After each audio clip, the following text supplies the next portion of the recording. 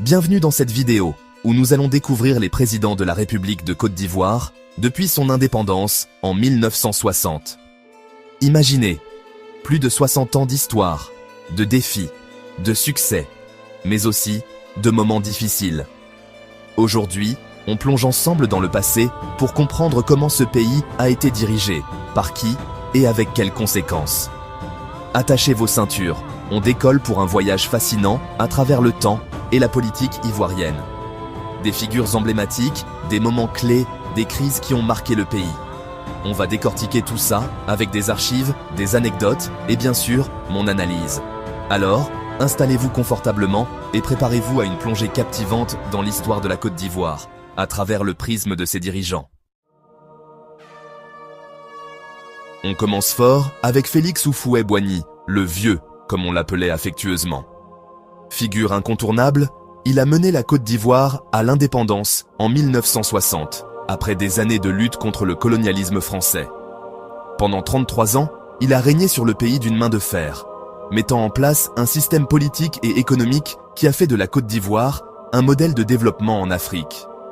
Surnommé le sage de l'Afrique, Houphouët-Boigny était un fin diplomate, jouant un rôle important sur la scène internationale.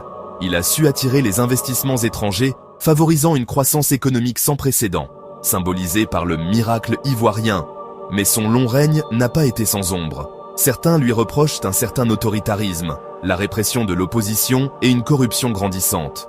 Malgré ces critiques, Houphouët-Boigny reste une figure mythique en Côte d'Ivoire, un symbole de l'indépendance et de la prospérité.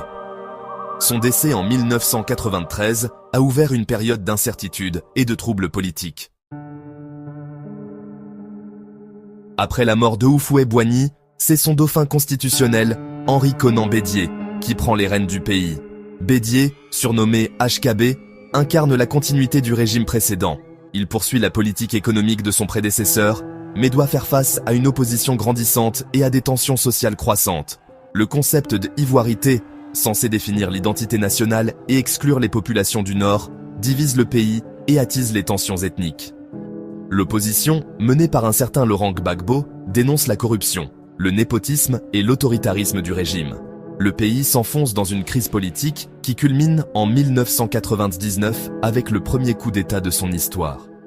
Le 24 décembre 1999, des militaires menés par le général Robert Guéhi renversent Henri Konan Bédié. C'est la fin brutale d'un règne de 6 ans marqué par l'instabilité et la montée des tensions. Le coup d'État de 1999 ouvre une nouvelle page sombre